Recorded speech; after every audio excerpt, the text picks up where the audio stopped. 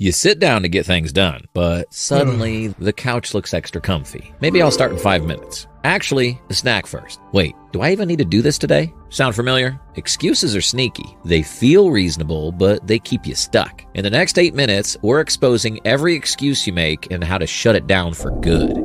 I don't think there's an excuse out there that hits harder than the classic, "I've already tried once before, and I failed." Seriously, is there anyone who hasn't felt that gut-wrenching disappointment at some point? I highly doubt it. I know I have, more times than I care to admit. I've gone into a couple of ventures convinced they were the one, only to walk away after repeated failures. Like that time when I tried balancing my finance job with a relationship. It was a total disaster. I barely saw the person, as it was once a week at best. So eventually, I just told myself, nope, relationships aren't for me.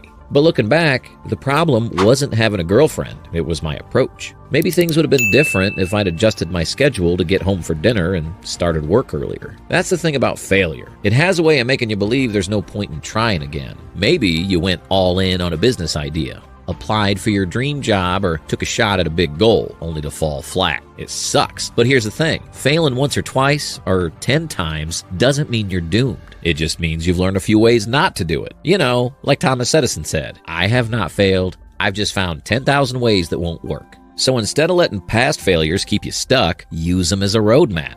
What went wrong? Did you not put in enough time? Did you try to do it all alone instead of asking for help? Whatever the issue, pinpoint it and switch up your approach. Now tell me, who hasn't used the "I'm not as good, smart, or talented as such and such" excuse? Because I have. It's almost second nature to compare ourselves to others, especially when their success is on full display. You see people who seem more qualified, more educated, or just naturally gifted. And suddenly, your abilities don't feel like enough. But the truth is, there are also successful folks who are less qualified than you, because some have discovered the hack that says you don't need to be in the top 1% to succeed. You just need to find 2 areas where you're in the top 25% and combine them in a way that sets you apart. In my case, I'm not a math genius, but I'm pretty solid. Top 25% at best. I also consider myself in the top 25% when it comes to social intelligence. And with those 2 things together, you've got an edge. I wouldn't thrive in quantum physics, but I am good at analyzing business data and breaking it down in a way people understand. Success isn't about being the best in comparison to others. It's about being your best with what you've got. So instead of worrying about how you stack up against someone else, focus on playing your game your way.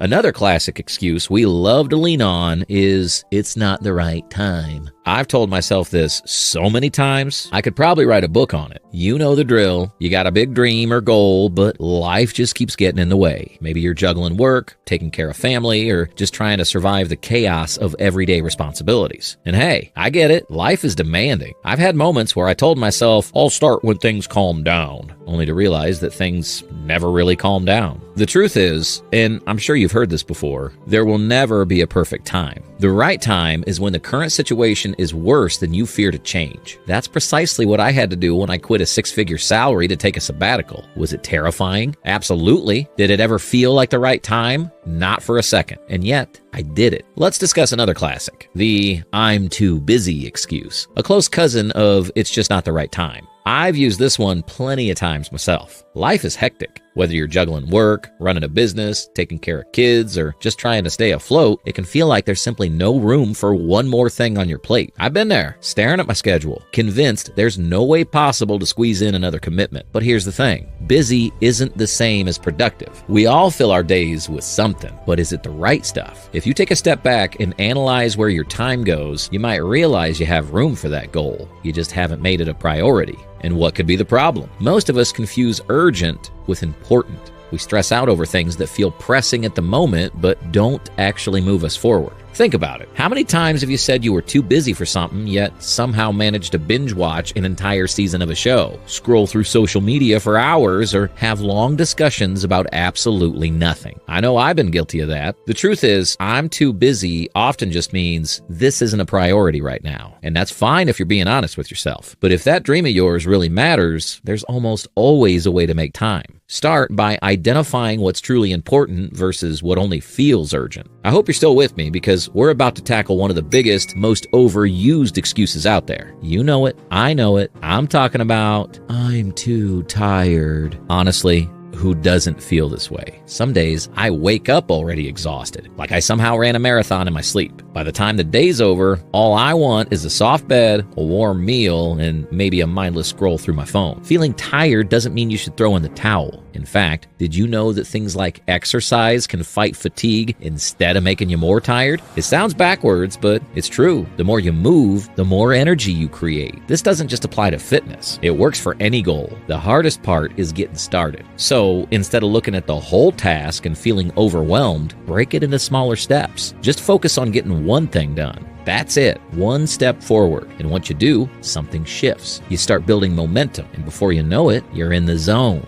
Another thing I feel I should touch on is trying to escape exhaustion through shortcuts like drugs or unhealthy habits. That's not the solution. Energy isn't just something you have, it's something you create. So, next time you're tempted to give in to exhaustion, don't think about finishing the whole race. Just take the first step. The next one's for anyone who's ever said, I don't have the skills or education I need. Look, maybe this excuse has some weight 10 years ago, but today, not so much. We live in a world where you can learn practically anything without ever stepping into a classroom. Whether it's coding, graphic design, marketing, or even baking fancy bread, the internet's got you covered. Several platforms out there offer thousands of courses on every topic imaginable. And YouTube? It's basically a free university at this point. I know this firsthand because I'm learning YouTube by launching this channel. I didn't wait until I had all the knowledge, and if you're thinking bigger, like getting a degree, there are plenty of universities now offering full bachelor's and master's programs completely online. So let's be honest, it's not about whether education is available. The real question is, are you willing to take that first step and start learning? Because waiting until you feel fully ready is just another way of putting off your goals. We're going to call it a day with what should be the most famous excuse out these days. I'm talking about the I don't have enough money excuse. And trust me, I get it. The economy's rough. Prices are up, and just getting by can feel like a struggle. But you know what? Reaching your potential doesn't have to cost an arm and a leg. I was lucky to go to a good school, but let me tell you about learning after school. That's where the real challenge is. It's slow, it's frustrating, and it takes discipline. Currently, I'm learning on YouTube, and it's taken way longer than I expected. But that's just how it goes. If you want to level up, you have to be willing to push through that discomfort. And if money's the issue, that's the next excuse we need to throw out. Yes, the economy's rough and just getting by can feel like a real struggle, but these days, there's so many ways to make a little extra cash on the side. Ever heard of Upwork, Uber, or Fiverr? Plenty of people make money freelancing, driving, or even helping out an elderly couple with plumbing or gardening. It's not always glamorous, but it's a start. There's always ways to cut costs and bootstrap your way forward if you know where to look. Need to pick up a new skill? Online courses start as low as $10 to $20, and YouTube's practically an endless free education platform. Thinking about starting a business? You don't need thousands in startup capital. There are low-cost, low-risk options like blogging, freelancing, drop shipping, or affiliate marketing that let you start small and grow over time. And if getting in shape is the goal, but a gym membership isn't in the budget, no worries. YouTube's loaded with amazing free workout videos, from yoga to strength training to high-intensity cardio, all without spending a dime. Yes, money, or the lack of it, can make things tougher, but it doesn't have to be the thing that stops you. The real question is, are you willing to work with what you do have? We've come to the end of today's video. I appreciate you sticking around because that tells me you're serious about making a change. Now, let's make it real. What's your next step? Drop it in the comments and subscribe to our channel so we can hold each other accountable. No more waiting, no more excuses. Let's get to work.